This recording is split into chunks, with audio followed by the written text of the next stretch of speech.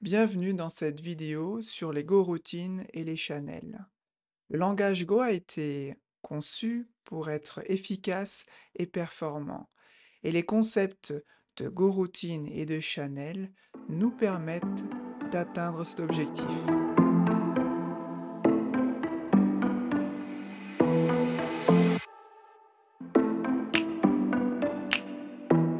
C'est parti pour comprendre les goroutines et les channels très rapidement et simplement. Alors, qu'est-ce qu'une goroutine? Eh bien, une goroutine, dans le langage Go, permet de créer des tâches en parallèle. Ça nous permet donc de faire plusieurs choses en même temps et d'utiliser différentes ressources de notre machine. Il y a aussi cette notion de concurrence qu'il existe grâce aux goroutines. Et les goroutines permettent vraiment d'améliorer les performances de notre application. Et maintenant, on va parler des channels. Qu'est-ce que c'est? Eh bien, les channels permettent de faire communiquer les goroutines entre elles. Ainsi, les goroutines pourront partager des informations via les channels. Et c'est un concept très important car, comme on l'a dit tout à l'heure, les goroutines permettent des exécutions en parallèle. Donc c'est très bien. Mais à un moment donné, il va falloir lancer l'information à une autre goroutine, ou plutôt à notre main, notre programme principal, afin que celle-ci puisse la rattraper. Ça permet de synchroniser les informations que les goroutines nous donneront donc lorsqu'elles seront prêtes. Et justement, les channels permettent de lancer et attraper les informations. Bien entendu, on ne va pas comprendre pleinement ce que sont les channels et les goroutines juste avec des schémas ou une diapositive. Donc comme d'habitude, on va pratiquer pour bien comprendre. Et je vous encourage, bien entendu, à faire ce que je fais dans votre propre ordinateur. J'ai créé un fichier très simple, main.go, pour notre projet Go. On va juste utiliser ce fichier, ça nous suffira. Donc je peux cacher cette barre pour avoir plus d'espace. J'ai ici le terminal pour lancer notre programme. Nous allons commencer par remplir la fonction main, qui est la fonction principale de notre logiciel en Go. On va juste faire un fmt, print ln, et on va mettre à l'intérieur début. On sait que c'est le début de notre programme.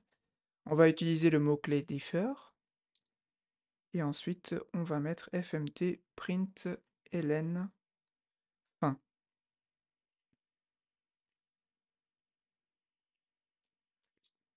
Si vous n'êtes pas habitué à utiliser le mot-clé differ, je vais rapidement expliquer son but. En fait, differ met ce bout de code, cette ligne directement à la fin, automatiquement. Par exemple, je vais utiliser un autre format de println. Je vais mettre milieu, voilà. Et vous allez me dire, mais c'est bizarre. Normalement, voilà, il y aura début qui va être affiché dans la console, après fin et après milieu. Eh bien, vérifions. Je vais également utiliser run. Alors attendez, j'ai pas sauvegardé, je vais refaire. Voilà, comme vous pouvez constater, le milieu est vraiment au milieu parce qu'automatiquement differ met ce bout de code à la fin et c'est constaté ici. Voilà pour la petite parenthèse. On va maintenant créer une fonction. Alors, fonction test. Car c'est juste un test, ok. Ensuite, on va utiliser un timesleep. Time. Et on va mettre seconde. Et on va multiplier par 2 secondes. Donc voilà, on attend 2 secondes. Et ensuite, on affiche un message fmt.print ln. Et je vais mettre test. On va voir ce qui se passe. Alors, je n'ai pas fini. Je vais faire autre chose. Je vais lancer le test. Voilà. Je fais un go run main go. Et on voit que ça fonctionne bien. il y a cette commande println début qui est affichée avec le mot début qui s'affiche dans la console. On attend ensuite 2 secondes et ensuite il y a test qui s'affiche parce qu'on a mis ici la fonction test, on l'a appelée. Et ensuite la dernière colonne qui est en deuxième mais avec diffère, elle apparaîtra en dernier et il y a le mot fin qui apparaît. Alors ça c'est très bien, mais pour l'instant on n'a ni utilisé les goroutines ni les channels. On va commencer à le faire. Pour utiliser une goroutine, il suffit d'utiliser le mot-clé Go devant une fonction. On appuie sur CTRL S pour sauvegarder et on va lancer notre application. Alors là, ça a changé, on a bien le début, on a bien la fin, mais finalement, on a l'impression que test n'a pas été appelé. Alors ce n'est pas tout à fait exact, il a bien été appelé ou exécuté, mais il a été mis dans une goroutine. Par conséquent, test a été exécuté quelque part dans notre machine, mais on n'a pas finalement récupéré le résultat. D'où l'intérêt des channels pour récupérer les résultats de nos goroutines. Et nous allons donc utiliser un channel. Alors là, attention, il y a un nouveau symbole qu'il faut utiliser, qu'on n'utilise pas forcément lorsque l'on vient de langage type web. Ce symbole, c'est une flèche en fait.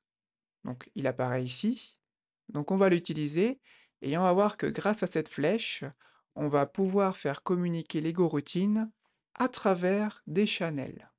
Avant de parler de flèches, on va déjà créer un channel pour l'utiliser.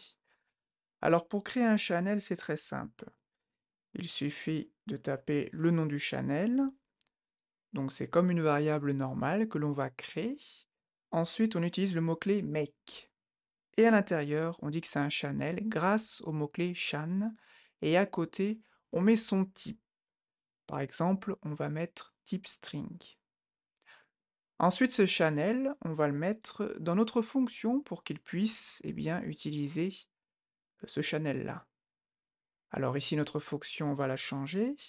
On va appeler notre argument channel, on dit que c'est un channel, et ensuite le type string, comme ça on peut le récupérer. Bien entendu, ici vous pouvez appeler ce channel comme vous voulez, hein. Je peux l'appeler par exemple comme ça fonctionne bien. Après il suffit juste de changer ici.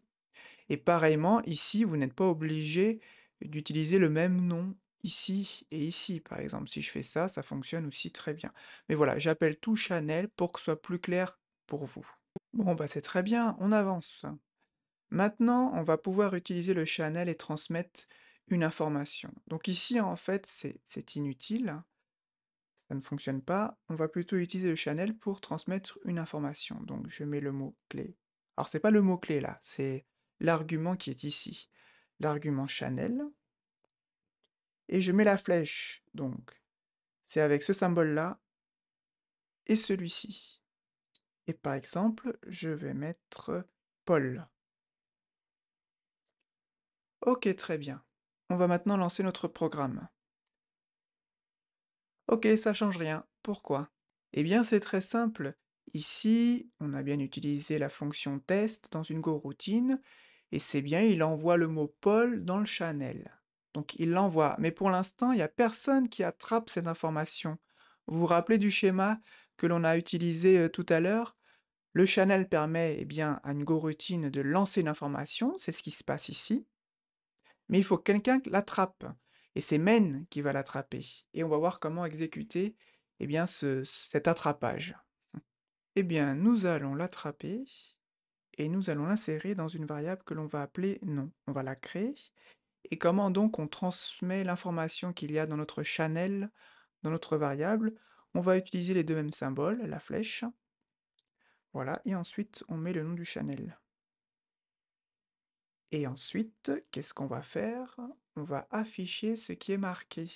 fmt.println. Voyons voir ce qu'il nous transmet, ce qu'il nous envoie. On va lancer la commande. Et vous voyez, ça fonctionne. Il met début. Et ensuite, il lance la goroutine. On attend qu'elle termine. Voilà, ça met 2 secondes, hein, c'est grâce au timesleep. Et ensuite, on envoie l'information au channel. Et voilà, quand il reçoit l'information, ici, il débloque le main, et il transfère donc ce qui a été marqué ici, Paul, dans la variable nom, et ensuite on affiche la variable, voilà, qui est ici, et ensuite, voilà, grâce au défaire, on exécute, enfin le logiciel exécute cette commande en affichant fin. Un des intérêts, c'est que vous pouvez ici y mettre du code juste après la fonction test. Par exemple, on va mettre code 1, code 2, voilà, juste en dessous. Code 1, code 2, voilà. Donc on place vraiment juste derrière la fonction. On sauvegarde, et si on lance, voilà, mince, si on lance, donc excusez-moi, voilà. On voit bien code 1 et code 2, et on met Paul, voilà, quand il est prêt. Et c'est intéressant, ça nous permet de lancer des fonctions qui mettent du temps dans des goroutines, et on récupère, lorsque c'est prêt, au moment où on le souhaite. Ça permet vraiment de synchroniser des goroutines. Donc si vous en mettez plusieurs, voilà, ça fonctionne aussi. Je voudrais également insister sur les channels et leur fonctionnement. Ici, vous voyez, le nom de cette channel, c'est channel, et la flèche est juste après. Et ensuite, on met un résultat ou une information. Donc ça, c'est lorsque l'on veut lancer quelque chose au channel, une information au channel.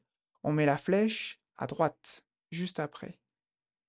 Pour faire le contraire, c'est-à-dire faire en sorte que le channel donne cette information à une variable, eh bien, on met la flèche à gauche. Voilà.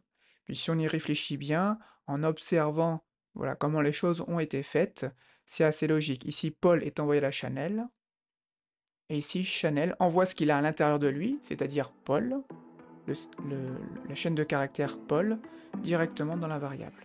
Voilà, c'est terminé pour cette vidéo.